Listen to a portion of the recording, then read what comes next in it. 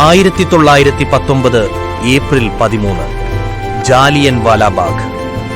നിമിഷങ്ങൾക്കുള്ളിൽ ചരിത്രത്തിലെ ഏറ്റവും ക്രൂരമായ സംഭവങ്ങളിലൊന്നായി മാറി. ബ്രിട്ടീഷ് ഭരണത്തിന്റെ ക്രൂരതയുടെ ഒരു മുഖമായിരുന്നു ജനങ്ങളെ വിചാരണ കൂടാതെ അറസ്റ്റ് ചെയ്യാൻ അനുവദിക്കുന്ന റൗലറ്റ് ആക്ട്. അത് ജനങ്ങളെ പ്രകോപിപ്പിച്ചു. അമൃത്സർ നഗരത്തിൽ ഡോക്ടർ സൈഫുദ്ദീൻ കിച്ലു, ഡോക്ടർ സത്യപാൽ എന്നിവരെ രഹസ്യമായി അറസ്റ്റ് ചെയ്തു. ഇത് ജനങ്ങളെ പ്രതിഷേധത്തിലേക്ക് നയിച്ചു. ബൈസാഖി ദിനത്തിൽ ആയിരക്കണക്കിന് ആളുകൾ ജാലിയൻ വാലാബാഗിൽ ഒത്തുകൂടി. ഹിന്ദുക്കൾ, മുസ്ലിങ്ങൾ, സിഖുകൾ എല്ലാവരും സമാധാനപരമായി. പൊതുയോഗങ്ങൾക്ക് വിലക്കുണ്ടെന്ന കാര്യം പലർക്കും അറിയില്ലായിരുന്നു. അപ്പോൾ അവിടെ സൈനികരുമായി എത്തിയ ബ്രിട്ടീഷ് ഓഫീസർ റെജിനൽഡ് ഡയർ. ബാഗിന്റെ അകത്ത് കയറി കവാടത്തിന്റെ വാതിലടച്ച് സൈനികർ നിലയുറപ്പിച്ചു. ഒരു മുന്നറിയിപ്പും കൂടാതെ വെടിവെക്കാൻ അദ്ദേഹം ഉത്തരവിട്ടു. നിരപരാധികളായ ജനങ്ങളിലേക്ക് വെടിയുണ്ടകൾ പെയ്തു. ആളുകൾ ഓടി, വീണു, കരഞ്ഞു. പുറത്തേക്ക് പോകാൻ വഴികൾ അടച്ചിരുന്നതിനാൽ രക്ഷപ്പെടാൻ വഴി. ചിലർ ജീവൻ രക്ഷിക്കാൻ കിണറ്റിലേക്ക് ചാടി. വെടിയുണ്ടകൾ തീർന്നു പോകുന്നതുവരെ 100 കണക്കിന് റൗണ്ടുകൾ വെടിവെച്ചു.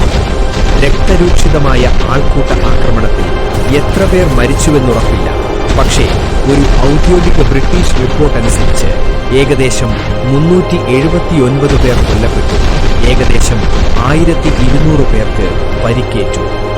വെടിവയ്പ് നിർത്തിയതിനു ശേഷം മരിച്ചവരെയും പരിക്കേറ്റവരെയും ഉപേക്ഷിച്ച് സൈന്യം ഉടൻ പിൻവാങ്ങി. ചില നിമിഷങ്ങൾക്കുള്ളിൽ 100 കണക്കിന് ആളുകൾ കൊല്ലപ്പെട്ടു. ഇത് ചരിത്രത്തിൽ ജാലിയൻ വാലാബാഗ് മെസാക്കർ എന്നറിയപ്പെടും.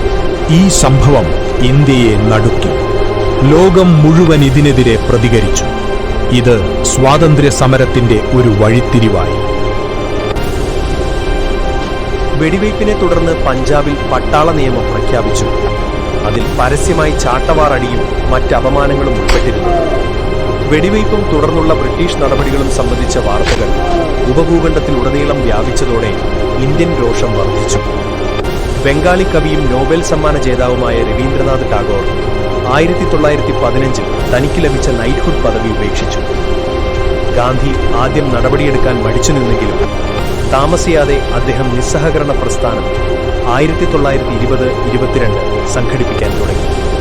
അദ്ദേഹത്തിന്റെ ആദ്യത്തെ വലിയ തോതിലുള്ളതും സുസ്ഥിരവുമായ അഹിംസാത്മക പ്രതിഷേധമായിരുന്നു അത്. സ്വാതന്ത്ര്യാഗ്നി കൂടുതൽ ശക്തമായി. ഇന്ന് ജാലിയൻ വാലാബാഗ് നിശബ്ദമാണ്. എന്നാൽ അതിന്റെ മതിലുകൾ ഇന്നും സംസാരിക്കുന്നു. ത്യാഗത്തിന്റെ, ധൈര്യത്തിന്റെ, സ്വാതന്ത്ര്യത്തിന്റെ കഥ.